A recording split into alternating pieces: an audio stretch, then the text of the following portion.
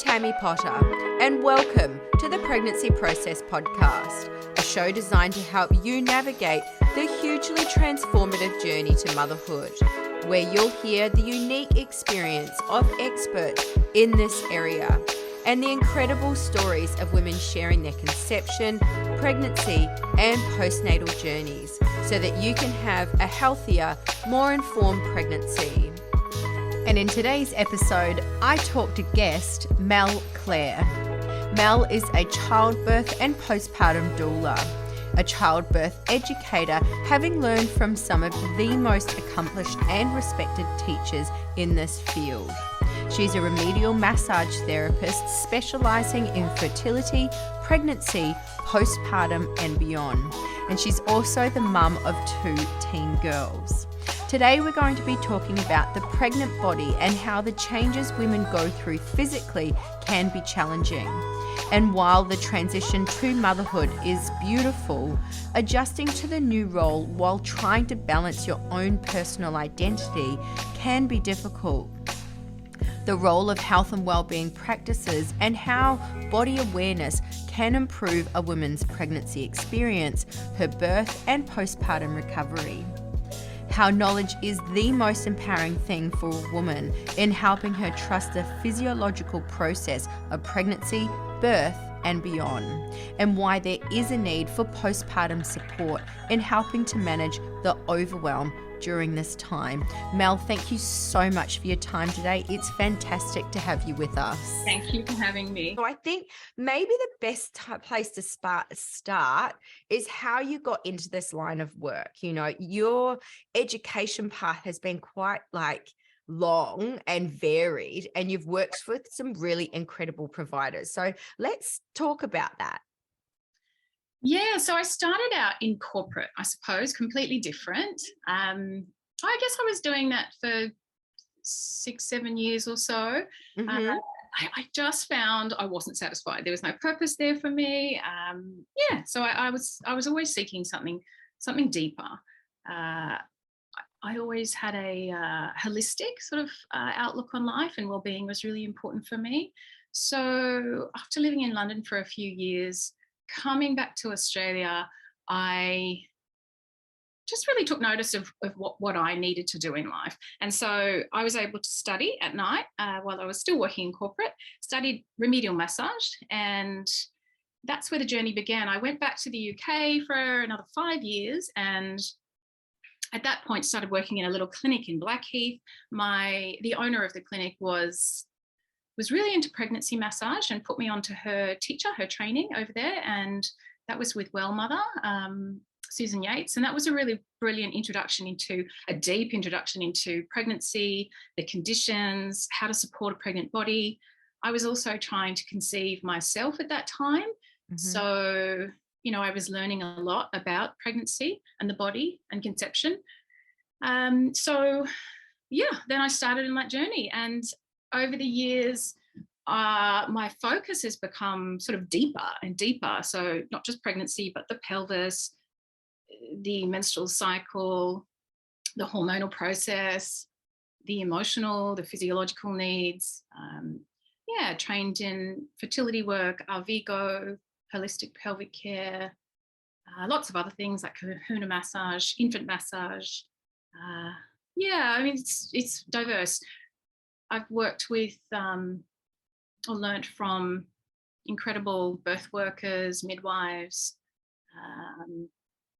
So it's been a really beautiful journey. I guess just honing in more and more on pregnancy and birth over the last 20 years. Right, so you've been doing this for 20 years. 17 years, actually. Yeah, that's quite a long time. Yeah, the journey's evolved. When you talk about the pelvis, because I know you're quite into obviously when it comes to pregnancy, the pelvis is extremely important. But when you talk about your work that you've done in that pelvic kind of area, how does that relate back to pregnancy? How do you relate that back to pregnancy? So pelvic alignment is really important, first and foremost, in terms of how the body's functioning, how the womb's functioning. There's so many people are struggling with menstrual cycle concerns these days, endometriosis, there's environmental factors, there's emotional, spiritual factors. Mm. So I think that a woman needs to be addressed holistically in order to conceive. It's seemingly becoming harder and harder to conceive for so many factors, and really starting to pay attention to our pelvis, our womb, reclaiming that. We often have a disconnect, I suppose, if there's been losses, if there's been endo, if there's been painful periods, there can be a real disconnect with that space. So it's a beautiful journey. Women start to sort of turn within and start to pay attention to their bodies, their needs, their cycles, working with their cycles, honoring their cycle, rather than popping a pill every month and pretending it doesn't exist. The cycle is a barometer of our well-being. 100%. We don't know what's happening in our bodies. So, and unfortunately that's the common story, these days. It's how we manage things is so pill. I'll be careful because I'll go off on like some rant here about all of that. But anyway, but we actually do share quite similar views when it comes to kind of like health and well-being and education around pregnancy and birth and postpartum and all that type of thing. And of course, being a pre and postnatal specialist strength coach, I think probably starting there is the best place to start. Otherwise we'll end up on some like weird tangent talking about contraception and menstrual cycles. So fitness does play such an important role in improving a woman's pregnancy, birth, and kind of her postpartum experience. Like, how do you see like understanding the physiological processes you go through being so important in that role and kind of the education as well as your health and well-being? Yeah, there's a lot in that. Yes, sorry, I know that's like a big question. I think to start with exercise or movement. If a woman is actively choosing to move her body, then she's paying attention. So that's really important. We need to pay attention to what our body needs, what our body is reaching out for. Our body needs to be in balance. So I think fitness is brilliant, and we should really sort of pay attention to our bodies before we conceive, ideally, rather than often people sitting in an office, sitting down in a chair for months and months and months or years until they decide it's time to conceive, and then there's stagnation, there's misalignment, things that there's no balance in the body. So paying attention, exercising or natural movement, seeking a specialist like yourself is a really great way to step into this body awareness. I noticed that in my clinic, massaging, my bread and butter, remedial massage with pregnancy, the women that are relatively active definitely have a better experience of pregnancy. They're more tuned into what is happening in the body. They're more aware of the muscle groups and how that they can potentially, work with that to help things improve. And they're also paying attention. So when it comes to labor, they've learned to listen to their body, and that is really important. Obviously, I think as humans, we are getting more and more disconnected from our bodies. And how is what you do helping women reconnect with their bodies again? Because we are definitely sure that I can help women connect with their bodies and figure out what muscles to use and that type of thing. And that connection is so important. And I think it's even more important when it comes to pregnancy and childbirth and postpartum is actually being able to tune into what your body's doing, what it needs, and more importantly, what's actually happening in it, especially during pregnancy and birth, especially. So how is what you do helping women connect at a deeper level to their bodies during this time? Yeah, look, I think when you provide a space for someone to come and be still, that in itself is powerful, because they have space to sit, to contemplate, to go on a journey in their mind. But there's also touch. Touch is just is loving. It's relieving. It produces oxytocin in the body. So physically, they're feeling fantastic. That then helps, if they're pregnant, that's going to, baby's going to receive that.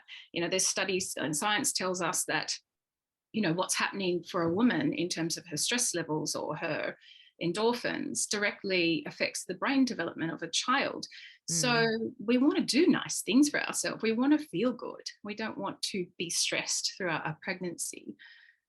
I'm also a bit of an ear, I suppose, for clients.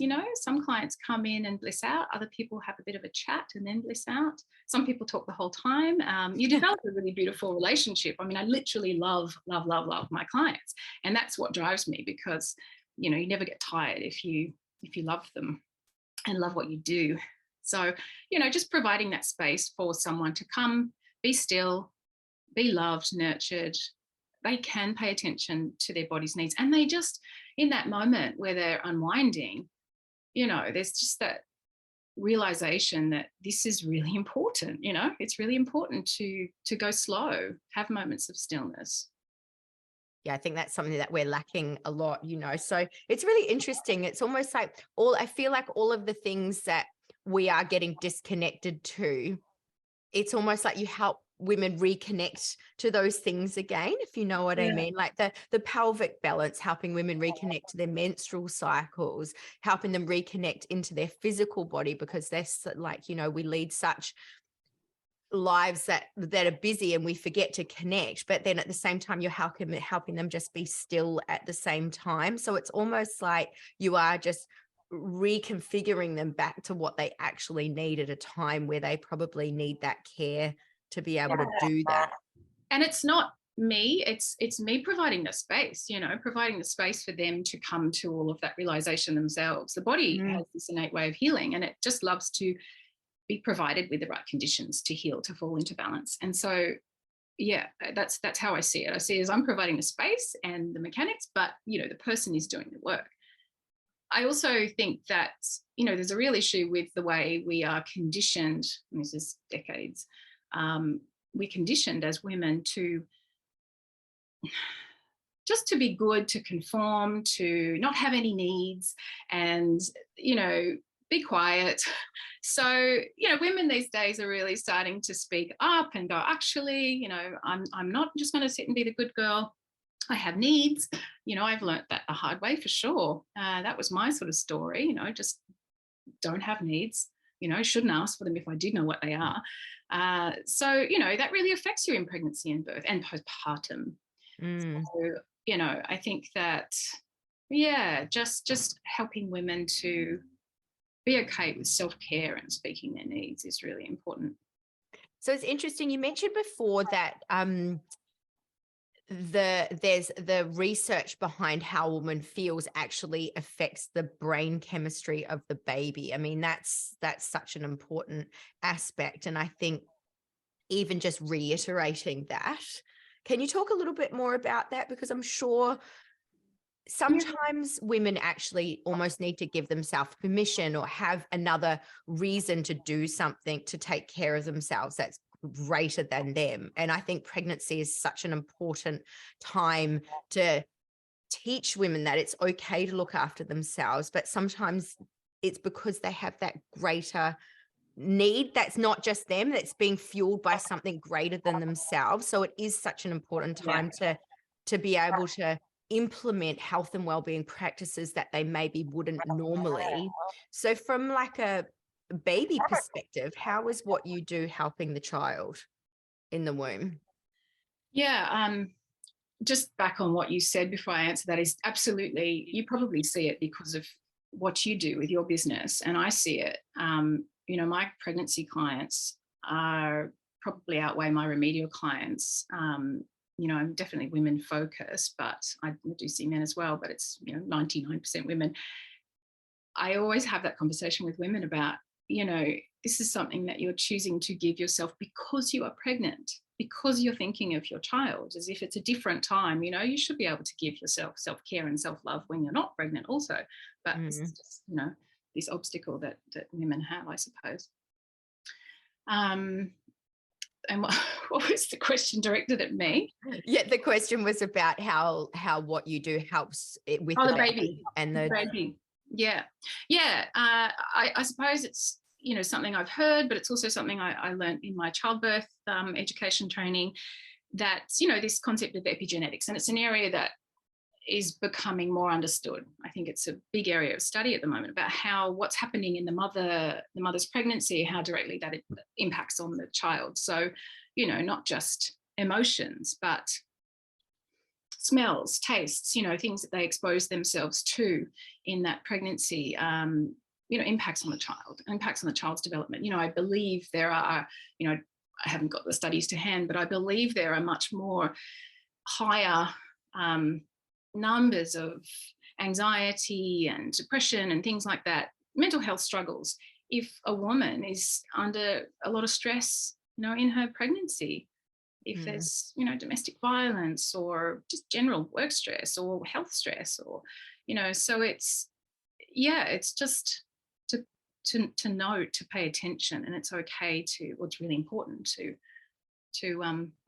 keep your mind healthy and positive. Yeah. I mean, not on a false level, but genuinely on a deeper level, Yeah, absolutely. I talk about that in quite a bit of depth in the mindset section of the pregnancy process program. So that's why I was like, I wanted to hear a little bit more of your ideas on that. So yeah, I definitely believe all that. And there's different levels of stress. You've got your chronic stress, and then you've got your like acute stress. So with women that have been in chronic stressful environments for long periods of time, like wars and domestic violence and that type of thing, that definitely affects their whole physiological, like hormonal response, which then transfers to the baby. But I will probably maybe not. The body's super resilient and the babies are super resilient. So you also have to be, don't beat yourself up if there is unavoidable stress. You just have to accept that this is the path, this is the journey. You are given what you're meant to, I suppose. So, if there's something that's unavoidable, that's okay. That's so true. So you mentioned that you are a childbirth educator.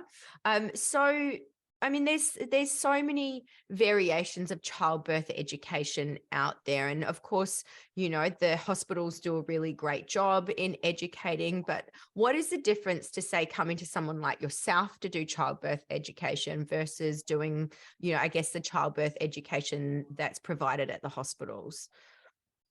Yeah, so I guess it depends on which hospital you've got access to. All over Australia, there's different situations. Some of the birth education is in the hospitals is relatively basic, and will cover the basic unfolding of birth, but it will cover, this is the epidural, this is the machine, this is the, so it can be quite clinical, I suppose. Obviously that's important. It's important for a woman to, or can be important for a woman to understand that environment so she's not frightened by it. And also maybe have a walkthrough is a good idea in the hospital, but she's birthing in a hospital. But then there's hospitals that have different childbirth education. So it might be a calm birth midwife, or then there's private training, and there's so many fantastic private childbirth classes these days. Fantastic. They might be body focused, or so they're all different. But what I do, I guess I tend to do it privately at the moment. So it's one-on-one. And I mean, I may do classes at some point, but this is, I mean, my remedial massage is my sort of Monday to Friday. And so my private birth classes are more of a passion project, I suppose. I love helping couples or single mamas become excited about birth and trust the process that their body goes through.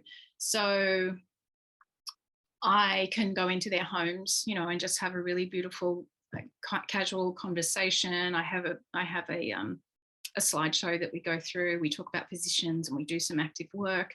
And it just, it breaks my heart when people have fear around birth, which is unfortunately more common than not.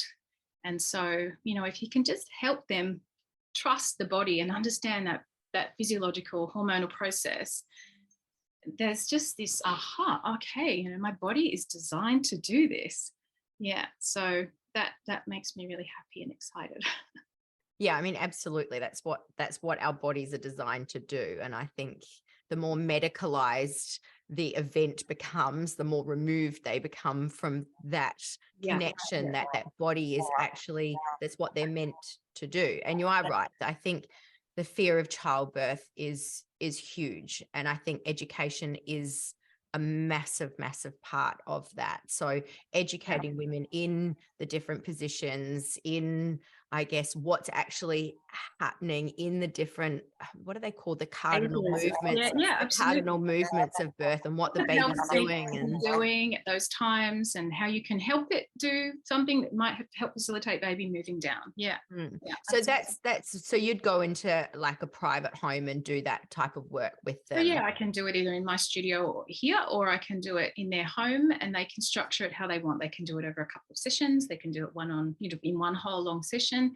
and it's nice to be able to do it in a time slot that suits them. And the other aspect is it can be tailored to their needs. So if their specific needs sort of to discuss certain areas, then I guess when you go into a hospital class, it's got a set format essentially. But I ask questions prior to and just try and adapt the information accordingly. Yeah. Right. Okay, cool. So in terms of, would that be coupled with the doula, because you're a childbirth educator and I know you mostly work in remedial massage, but you are also a doula, which also encompasses like postpartum doula and childbirth educator. So there's a couple of different things there, which is quite encompassing, I think. Yeah, so I do very little doulaing at the moment, just because this is my work and I'm a single mama, and teen girls, it's pretty hectic. I imagine they'd be keeping you busy, I'm sure. Yeah, I see the doulaing, picking up as I get a bit older, and had to cut down on the amount of massage I'm doing, but I just love it. And so yeah, I guess as a doula, right now I'm on call for a home birth. Well, not on call yet, in a couple of weeks for their home birth. And that's just such a beautiful, it's the doula's kind of dream really, to do the home birth. So just a nice environment. And the home birth midwives are just, beautiful and nurturing and generally relaxed and lovely. So I do a little bit of that, but it's not my bread and butter. Yeah. Okay. All right, cool. So, I mean, and on the postpartum doula, I'm not actively doing postpartum work. Again, love to do it, but I have a little network of a couple of incredible postpartum doulas.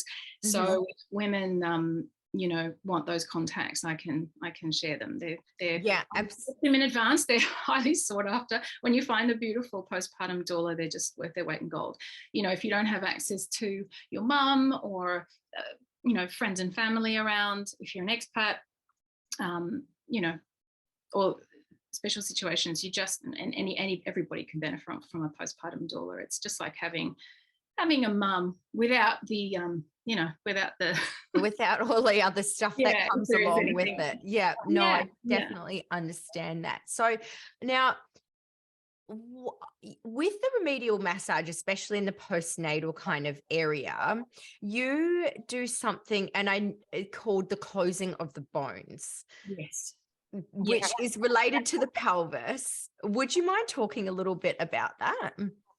Yeah, so I guess there's a misconception that closing of the bones is literally like a physical, is this going to help my physical body realign? There is belly binding, and there are wonderful support pants and all sorts of things that you can use postpartum to do that, to help really support the body stitching back together.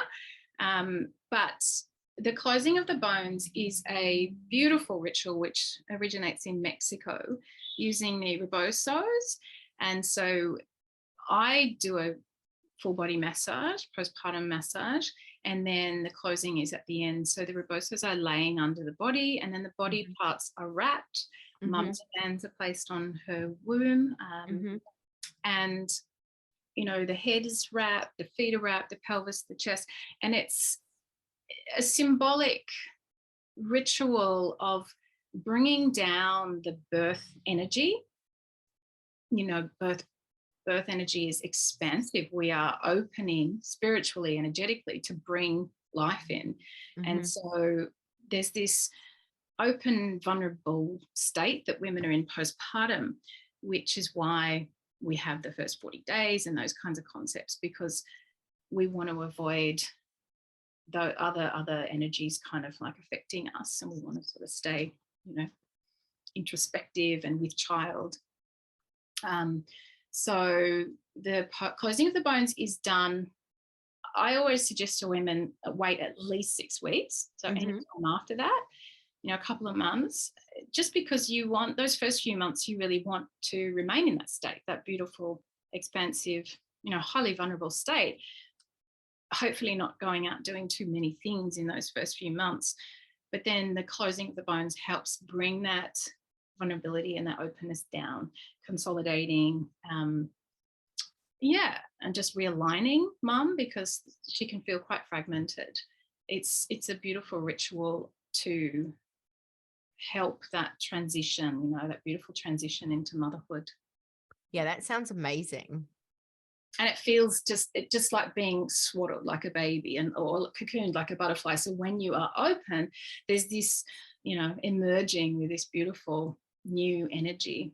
It's really nurturing. That sounds incredible. Now, in terms of like, you just mentioned butterflies and cocooning and stuff like that. I mean, I really often talk about, something that I've termed like the maternal metamorphosis, and like when you think about like the stages that a little butterfly goes through, that's kind of, I feel like the stages a woman goes through to have children. And, I feel like personally, this is like an opportunity for women to shed parts of themselves that no longer align with them and no longer serve them, and enable them to step into a new kind of version of themselves. Now, even though that sounds really lovely and it sounds really beautiful, it can actually be an extremely, extremely challenging time. And what would kind of your advice be around navigating those kinds of changes? Because you are literally shedding some parts of yourself and stepping into a new version of yourself. Yeah, correct. Absolutely. And I see that all the time. And, it's the biggest area that I suppose I've got compassion for, because, I think I had in hindsight, quite a fragmented postpartum energy myself, just doing too much. But, I in an ideal world, I think if we could go deep before we conceive, before we sort of embark on the journey, and look at our stuff, who we are, what we're about, what are our fears, what's our story, what's our inner critic saying to us, because this stuff just gets ripped out, during pregnancy and particularly birth.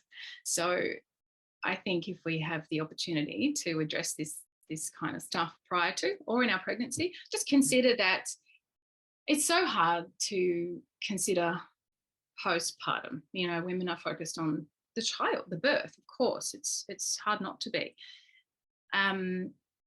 But so much comes up. And so, look, I have couples that do counseling, which I think is fantastic. If you can work through anything that's sitting there, whether it's personal, whether it's between you and your partner, and you and your own mother. Absolutely. A lot of maternal line stuff comes up.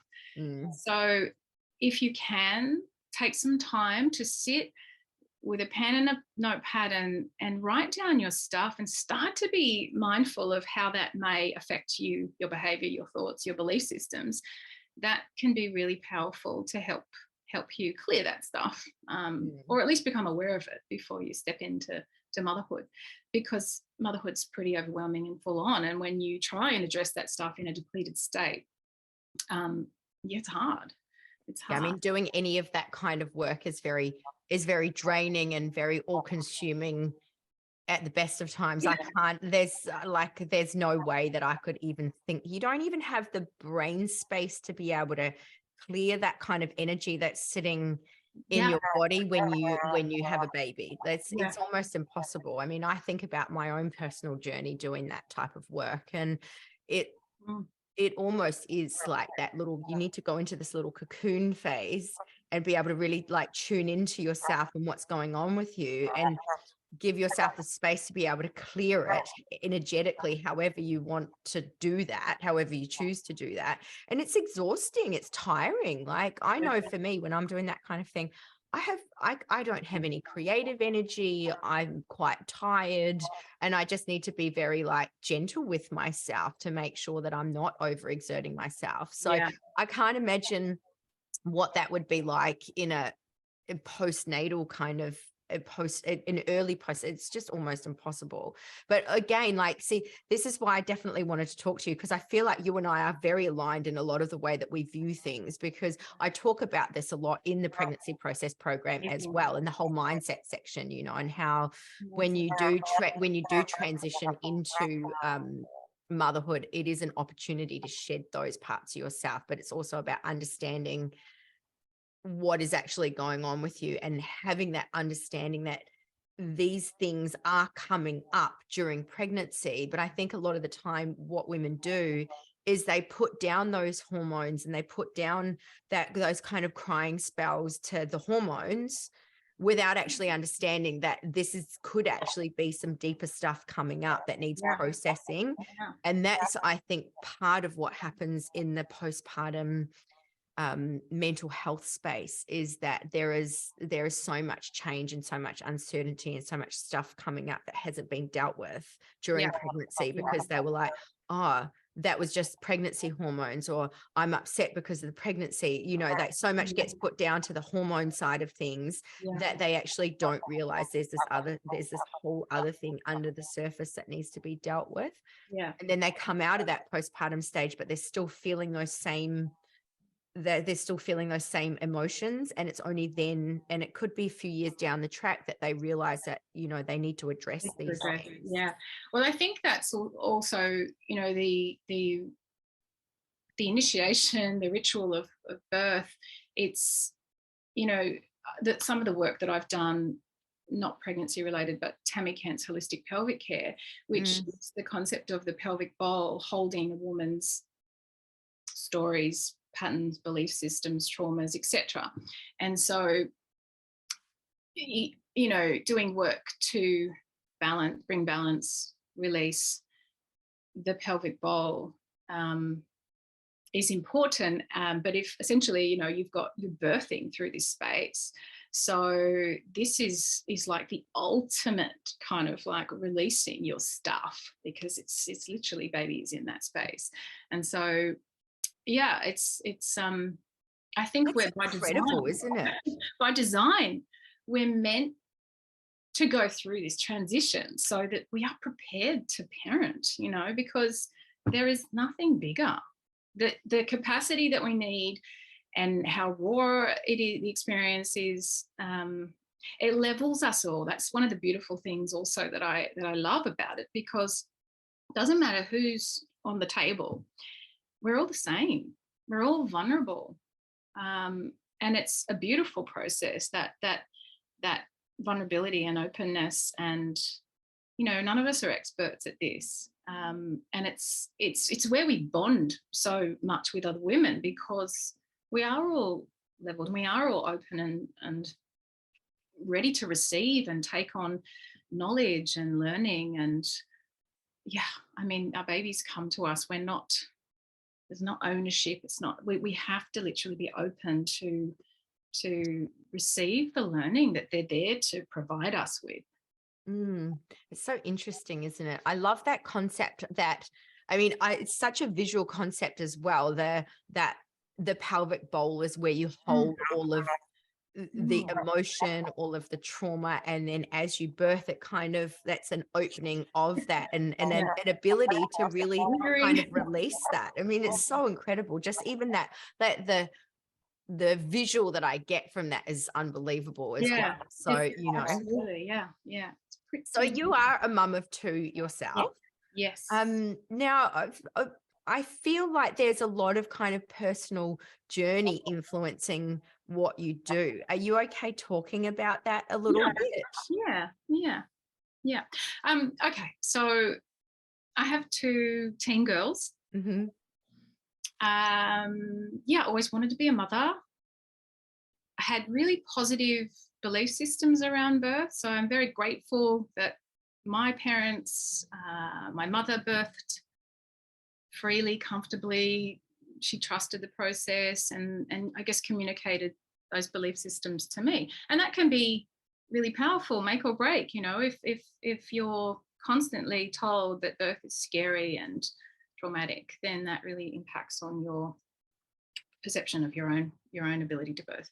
So yeah, I had really positive conversations around birth. So always, I guess I had a lot of trust, and I had my first in the UK. So I was quite isolated. I was living over there with my then partner and away from friends and family. I guess my focus was completely on the child, and I didn't really have that support except for maybe Zoom conversations daily with my mum. But I, embarked on that journey, not really knowing much at all, but just trusting in the process. I was encouraged to hire a doula, and I didn't know what a doula was back 16 years ago. So I found a doula and absolutely loved her, and we bonded, and she convinced me that the local hospital was not very nice and maybe we should consider birthing at home. And I didn't have fear around birth. So, you know, we contemplated it and thought, okay, well, there's only 3 miles up the road if we need it. So generally things don't unfold that fast that you can't make it if you have to. So I was probably naive as well, beautifully naive, I guess, trusted it. And so we decided to have her at home. So she came at 38 weeks. So I was quite unprepared, was doing renovations. There was stuff everywhere. There was literally plastic sheets. There was workmen we had to kind of send away. And it was long. It was really long. Being a couple of weeks earlier, I think I just wasn't ready.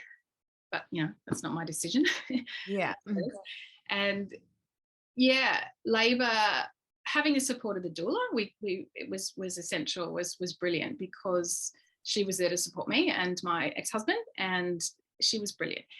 We tried everything in the birth, you know, she was using her birth, so she was shaking, she was steaming, she was making me move, making me drink, making me pee, all the things. And yeah, it was long and hard, but it was beautiful and successful. And, you know, I was really lucky. She came and we got to snuggle her in the bed that night. And That's amazing. So your first birth was a home birth. Yeah, it was. It was Incredible. Yeah. You know, they don't even really do that so much anymore, do they? Like, it's rare for them to let first-time mothers birth. Well, these not days. so much here. Depends where you birth. We're really lucky here now. The Royal have the home birth program, which is if all everything's aligned and mum is happy and, you know, she's not high risk, then yeah. So the home birth I'm on call for now is through the public system, which is, you know, fantastic. We're really lucky to have that here. So there's not that many hospitals in Australia, but in the UK it was pretty standard. All of the hospitals, it was standard that you could choose to have a home birth, and the midwives are sent to you. And it is different to here because it was on shift, and, you know, we had changes of midwives. We had student midwives, and, you know, there was too many people in the room, which is probably why it took so long. But ultimately it was fine. But my second child was born here in Australia. I came back to live and decided on the birth centre. So I think at the time there was definitely no public home birth, and we had just arrived back. You know, the option of private wasn't there really for us. And so I was super happy with the birth centre. My home was also, you know, I was in a flat with lots of people around, and so it just didn't have that same cocoon-like safe feeling that I had in London in our own home. So I birthed at the birth centre. I had an incredible midwife, and being second birth, it was it was really hands off. I didn't go in until I think maybe 3 hours before she was born. Had her in the water, and she was literally coming out when the midwife's like, "Oh, okay, I'll put my little coat on." And You're right, it's too late. No, she was just so chilled. It was perfect as they are. And yeah, I was really lucky, and my parents. It's always nice to hear beautiful, empowering, positive birth experiences, because I think people like to share Drama and intense. Yes, right. Like, people bond over shared kind of negative experiences. There's a lot of how people tend to bond. So, and I think sometimes there's almost a guilt for some mums around having a beautiful, empowering, positive birth experience, because they hear so many negative experiences around birth. And it's like if they've got a baby that sleeps really well, or they've got a baby that feeds really well, or they had a really great birth experience, it's almost like they feel guilty for sharing it, because there's because they understand that other women are struggling.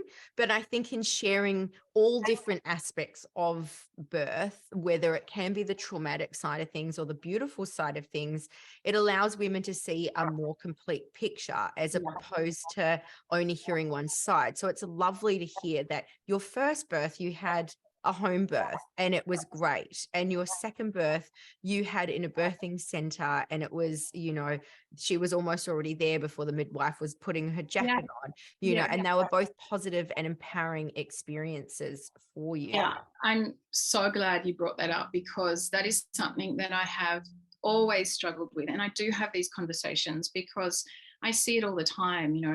Of course, one of the biggest part of what I do is holding space for women who have got birth trauma, who have had difficult, journeys, whatever it be, conception or postpartum losses, and huge compassion for that. But equally, there's so much shame around sharing the positive stories, because we don't want to rub that in anyone's face. But it doesn't give a balanced perception of birth. And that's why there's so much fear, because we don't talk about the straightforward birth, the normal birth, and gosh, every single person on this planet was born. And, you just sometimes need a clearer perspective, because birth can be really straightforward and normal and beautiful. So thank you, because that is something that I think even early days when I had the home birth, I was still sharing the stories of like, oh yeah, and my midwife was shouting at me at one point, and this happened and that happened, because that's how you connect, that's how you relate, because people want to hear that stuff. Sadly. But now I share, all of the good stuff as well. It's pretty simple, but I feel really very grateful, very lucky. Yeah, that's amazing. So what would be the most important thing that you've learned during your own kind of pregnancy and postnatal journey? I guess so. Whilst I was really lucky with the births, I really struggled with breastfeeding. Breastfeeding was my mum was a massive pro breastfeeder and always spoke highly about it, and so there was no question I was pushing on with breastfeeding. But it was really tough, and I in the UK didn't have a lot of support. It was all very new, and so I don't think I had access to as much that's available in Australia at the time. And we looked at tongue tie and all of those, in the latch and all of those things, but I still literally had open wounds for 6 weeks. It was pretty tough, but pushed on. But a lot of that pushing on was I was brave, I was capable, but at the expense of my mental health, my nervous system. So I didn't realize the impact of all of that stuff, and then not being able to ask for support, not having people around, always being capable. And I didn't really have the option to say, oh no thank you, but I would have if people offered. So I think that asking for help is the most important thing you can do. Having a support system in place, being okay to receive is probably the biggest thing I've learned through parenting, because of the postpartum overwhelm that I feel I had privately. I didn't really share it with many people. It wasn't until about 5-6 years later that I started thinking, this is big. This is where my anxiety comes from, my overwhelm, and feeling like I can't manage. Well, I could manage, but at the expense of my nervous system. So, I really talk to parents about, or talk to women about that a lot, about making sure that they're okay to receive help, whether it be mum or postpartum doula or lactation consultant, sleep help, the neighbour, setting up a meal train with girlfriends. It's so important. Mm. Yeah. Yeah, that's great. And, interestingly, I love the concept that when you deny the person the opportunity to give their help, if you know what I mean, because you're actually taking something away from that person as well. If you People know love what I to mean, help.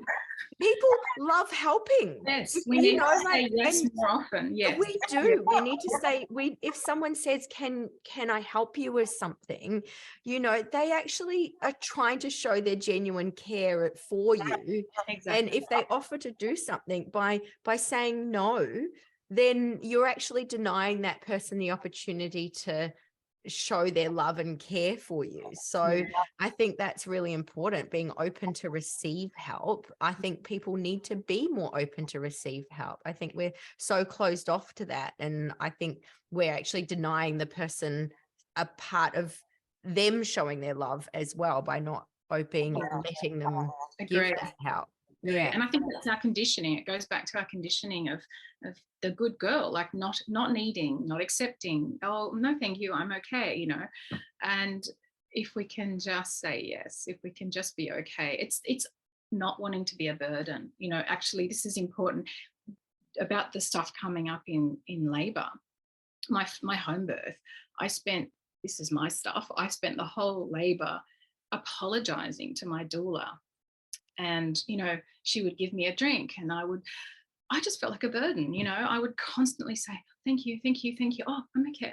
And eventually she just lovingly held me and said, Mel, just stop. And I am here for you. And I think, at one point I had this big cry and released it all. And, and that's my stuff. It's like, I'm not worthy. Don't want to be a burden on anyone. And so, that was my learning in my first birth. So, I think that's really important to address that stuff if you can prior to, because support and help, and look, even if it's your friend taking baby for a walk for an hour on the carrier and giving you a minute to sleep or eat or have a shower or, do the washing, whatever you feel like doing. Getting a cleaner. You don't necessarily have to have a postpartum doula if it's not within your means, but getting a cleaner so that it can take some of that stuff away from you. Yeah, absolutely. Subtraction rather than adding things. It's all about subtracting rather than adding, so you can actually have time to. Yeah, absolutely. Absolutely. Mel, that was such a beautiful thing that you just shared about your birth. Like, thank you so much for sharing that. And just before we wrap things up, just for the last question, which I ask everybody, and what's the one thing that you wish that women knew before they had a baby?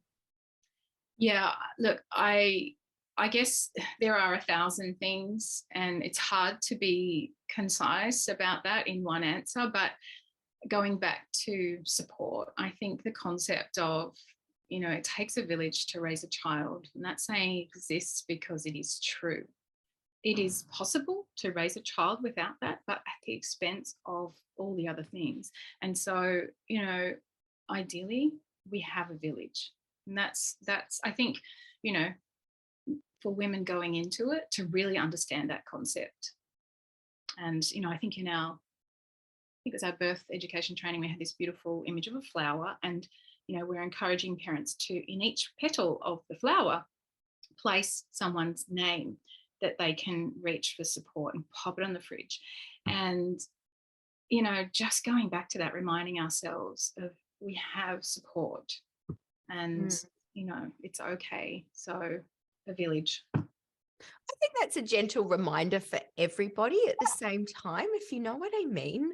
I think if there's anything that the last few years have taught us, is that having that base of support, irrespective of where you are in your postnatal journey, if you have children, if you don't have children, I mean, we're seeing such massive mental health issues because people aren't creating those support structures around them, and I think irrespective of where you are in your life, having that kind of community support, having that structure of support all the way around you, the village of people around you that that you can call on and count on, is so important. And nurturing and creating and then nurturing those relationships is vital.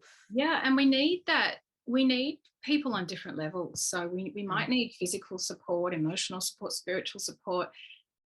Someone like yourself, a trainer, we might need an acupuncturist. There's all different ways that we can seek support. So having that in mind is really important. And I think, you mentioned COVID. It was really interesting because in COVID, there was a bit of a parallel kind of story going on. It allowed women to do less. So that helped outcomes of, positive breastfeeding and, I'm not sure on postpartum sort of anxiety and depression, but I would imagine that also had positive effects because we had less expectation commitments, more time with our child, and also partners were often home. And then, but we also had that sort of parallel isolation. So, we're human beings. Connection is really important to us. So going back to our village, that might be just social interaction. Might be able to do an exercise class with a girlfriend, or, go for a walk. It's just that is important to remember as well, and important to remember for your partner, for both of you, to allow each other to meet all of those needs. And communicate. Yeah, that's interesting too. Postpartum. Especially like men don't typically have that like village of support, which I think anyway, that's different. Yeah. That's a whole other conversation. But regardless of, the gender or like sharing the load, understanding each person's needs, because another part of what I see in postpartum is the disconnect because of the overwhelm and the burden. There can be a lot of resentment, and that can come from both sides. Men, partners can feel isolated because they can't really be inside mama's brain and understand her needs and, hormones, emotions. And so they can feel isolated and like, what can I do? But then equally, woman feels, or mama feels, that they're doing everything for this child and they're not feeling supported in some of the other areas. So I think it's, there's a beautiful book somewhere about sharing the load, and it's before you have your child, identify what it is all the jobs, all the things, and who's responsible for what, and readdressing that every now and then, and considering, what can be moved around, and just the load, because then communication about the load, because if you feel unsupported, then you build resentment, and things can, it's not a positive outcome. No, it's definitely not. Well, Mel, thank you so much for your time today. I really appreciate it. We went to some beautiful places in your own story, and I've learned all kinds of things. The closing of the bone sounds incredible, and there's been a lot of things that have we definitely share a lot of similarities in our views and how we see things, which is fantastic. And I definitely have really enjoyed this conversation. So thank you so much for your time today. And if you're hearing this message, I want to say a huge thank you, because it means that you've listened to this entire episode. Of course, if you have any questions about the things that we covered in this episode, or want to know more about me or my other projects, you can find me on YouTube and Instagram at The Pregnancy Process. For those currently in their conception or pregnancy journey, you can actually apply to join my complimentary but private community, the Preggy Training Crew. and you'll find my community application and social media links in the episode description. And of course, if you enjoyed this episode, I absolutely encourage you to share it with other women just like you. And I look forward to seeing you in the next episode.